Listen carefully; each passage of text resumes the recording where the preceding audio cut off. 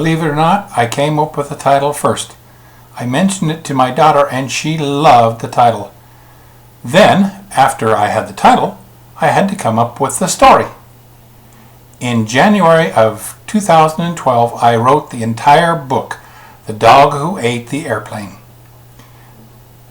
That being done, I wrote the second book, The Dog Who Ate the Burglar, in February. Then I wrote The Dog Who Ate the Crossbow in April and half of March.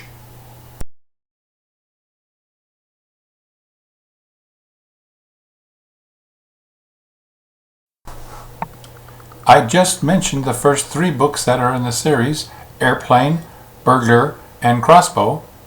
There is also The Dog Who Ate the Drawing, and I just finished The Dog Who Ate the Elephant. There will be 26 books when this series is finished. My next book will be The Dog Who Ate the Flintlock, and the 7th book will be The Dog Who Ate the Grave.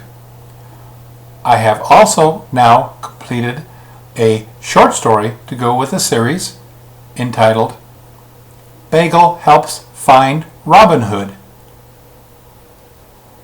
a mini bagel mystery short story 1. I intend to write additional short stories. This particular short story, a little boy known to his family and friends as Robin Hood ends up missing, and so Adam, Marty, the sheriff, and Bagel have to locate him.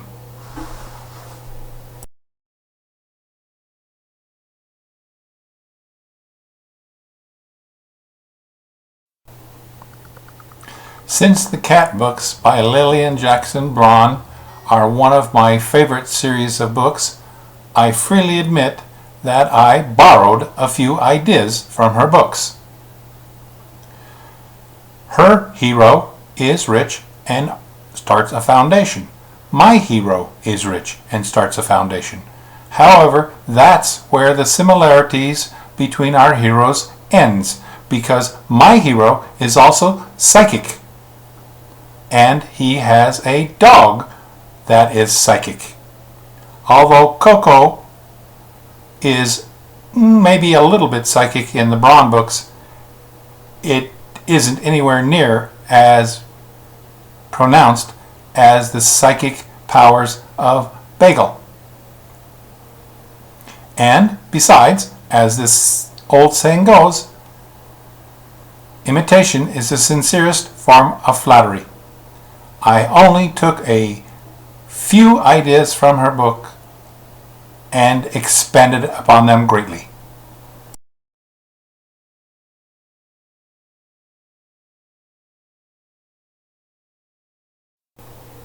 I really like the covers of my books too, but no, my books were not designed specifically for young adult or middle grade. My books are designed for absolutely anybody. As the blurb on all of my books say, there are no cuss words in any of my books, nor will there ever be. There is no strong sexual scenes, and there are no violent scenes of murder. Yes, my books are all murder mysteries, but you, as reader, get to see the murder after the fact and help Bagel, Adam, Marty, and the sheriff solve them.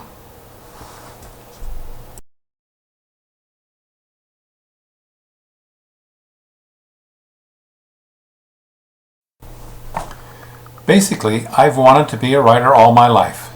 I can still remember when I was about 8 typing out a dream I had on a typewriter. My parents, of course, thought the story was great and they loved it. I'm sure, being 8 years old, that it was crap, but I have tried many times since then. Now, in my past, I have written many college textbooks, instructor's guides, and study guides, and so on, totaling about 46. Right now, I have a serial killer book, a fantasy book, and 5 of my dog books along with a short story, all out on Amazon.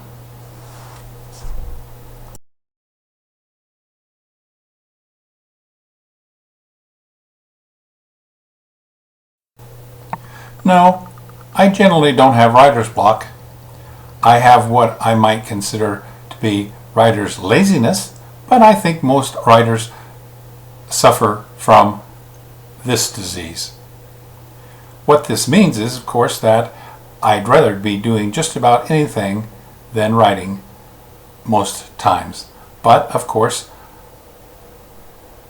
I'm addicted to it and I can't stop.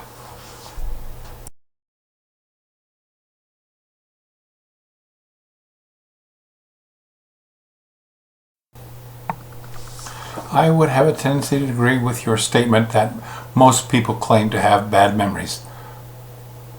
Most people of my acquaintance claim that. However, I have an incident that will show you that I really do have a bad memory.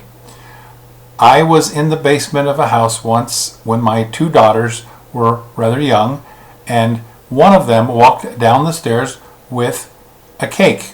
I turned to her and said, "What's that cake for?" And it so happened that it was my birthday that day and I'd forgotten.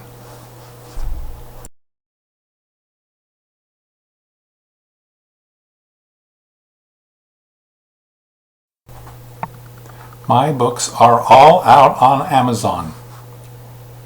My entire dog book series, along with The Last Killer Standing, my serial killer book, and The Order of the White Feather, my fantasy book. The address can be found at the information at the bottom of this video. Thank you.